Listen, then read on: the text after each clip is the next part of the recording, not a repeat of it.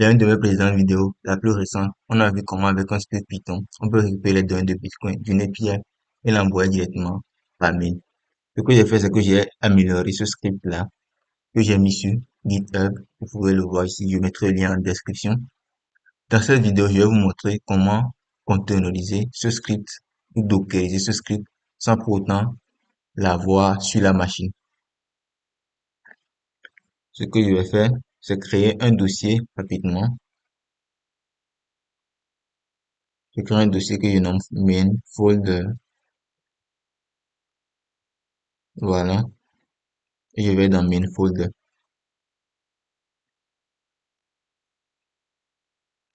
Comme on le sait tous, pour créer une image Docker, il faut un Dockerfile. Là, je crée mon Dockerfile. Je vais utiliser GI, vous pouvez utiliser VS Code, ce que vous voulez. Le script est en Python, comme vous le savez.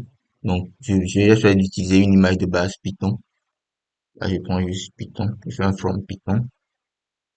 Et j'utilise la version 3.9, mais la version légère, pour que mon fichier aussi soit léger.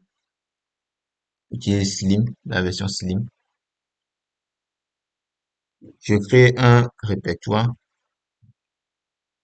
que je vais nommer app. Vous pouvez nommer le répertoire comme vous voulez, il n'y a pas de problème. Je vais le nommer app simplement.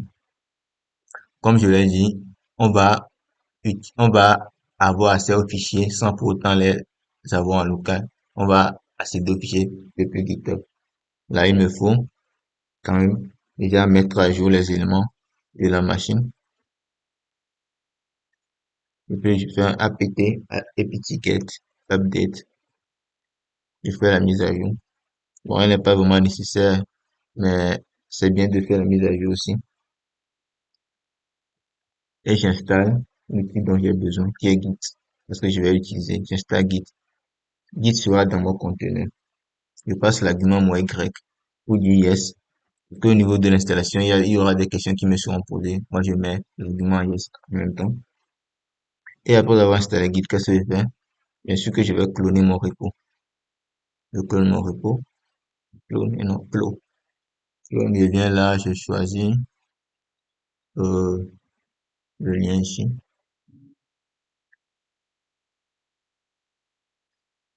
Je vais le cloner dans app. C'est bon. Après avoir cloné le fichier, vous savez que le script Python que j'ai a quelques bibliothèques qui ne sont pas de défaut de Python. Donc, il faut que j'installe la bibliothèque. Premièrement, SendGrid, là, ici, et aussi Request. Donc, je vais juste faire un pip install comme on le fait de manière classique. Pip install. Et j'installe SendGrid. J'installe Request aussi. Donc, je pense que c'est ça. Request. Voilà. Maintenant, je vais changer le entry point pour que dès qu'on exécute le conteneur que l'image va générer, il exécute mon script Python. Ok. Là, je mets Python. Et non Python. Bon. Et je passe le script avec le chemin. Le script sera, après avoir été cloné, sera dans app, comme vous le savez. Et le nom du script, c'est btc pipe. Donc, je vais vous montrer le nom ici. Je vais nommer btc pipe. .py. Donc, ça c'est le nom du script. C'est bon, il peut fermer ça. Et je pense que c'est bon pour mon fichier, je l'enregistre. Je vais quand même faire un cat pour vérifier si j'ai bien écrit tout ce que je voulais, appliquer get update et tout. Là, je pense qu'on est bon. Je vais juste faire le build. Faire docker build. Faire un build là. Et je mets comme tag. Moins T, c'est pour spécifier le tag, mais pour nommer l'image que vous voulez builder. Moi, je sais que je vais envoyer mon image sur. Donc, là, je précède l'image de mon nom. Qui est Wisdom 3D. Là. Et je vais nommer l'image juste BTC Mail. Donc, très original. BTC Mail. Et je me dis que c'est la première version. Je mets le V1 ici. Le point à la fin spécifie jusqu'où on est dans le dossier courant, où on est dans ce dossier-là. Et j'aurai mon build. Il va bien exécuter tout ce que j'ai mis dans le Dockerfile ligne par ligne et me créer mon image Docker.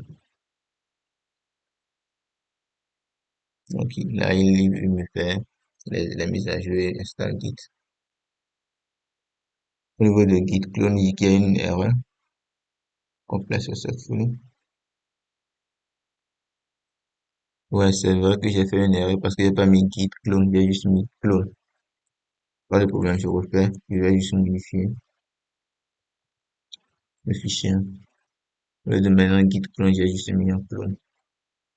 Petite erreur d'inattention. Sont concentrés. Là, je mets un git clone, je pense que c'est bon. Je peux refaire mon build tranquillement.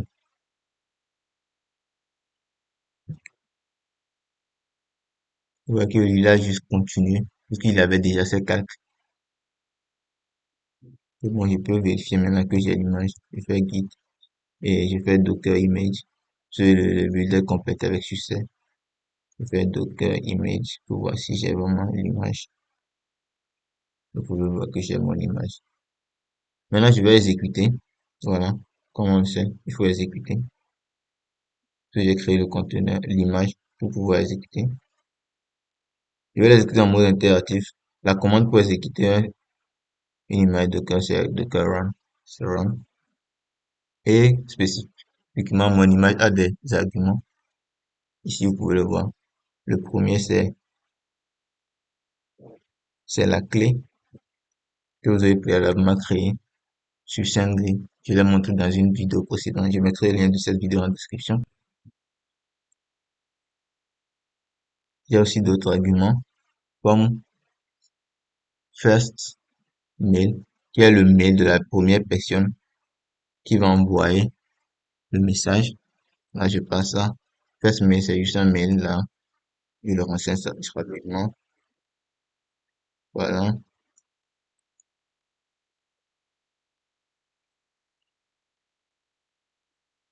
Là, c'est ce mail. Et j'ai un autre argument aussi qui est second mail, qui est juste le mail de la personne qui va recevoir le message. Je prends cet argument ici et je le passe là. Voilà, c'est bon. Maintenant, je peux exécuter l'image. Il me dit qu'il ne connaît pas. Ah, j'ai mal écrit mon fichier. Attends, je vais voir. J'ai mis app deux fois. J'ai pas mis app deux fois.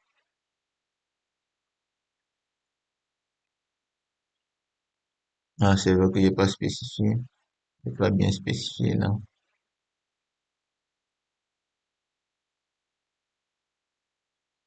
Le chemin. C'est pour ça qu'il ne l'a pas vu. C'est bon.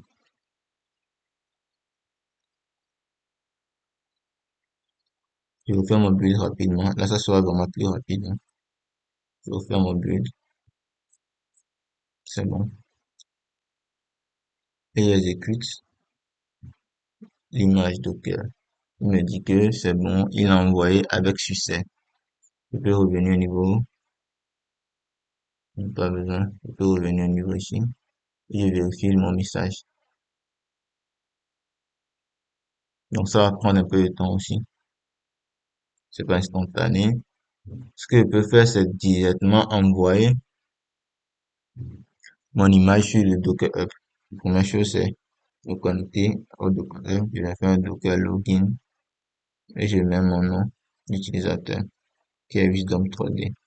Donc, vous aussi, vous allez mettre votre nom d'utilisateur. Il me demande mon mot de passe. Je mets le mot de passe et c'est bon, je suis connecté.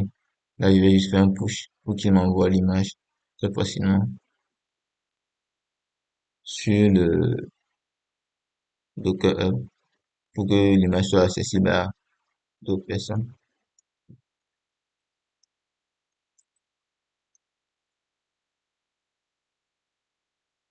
Ah, c'est bon, ça prend un peu de temps, puis je l'aurai sur Docker Hub.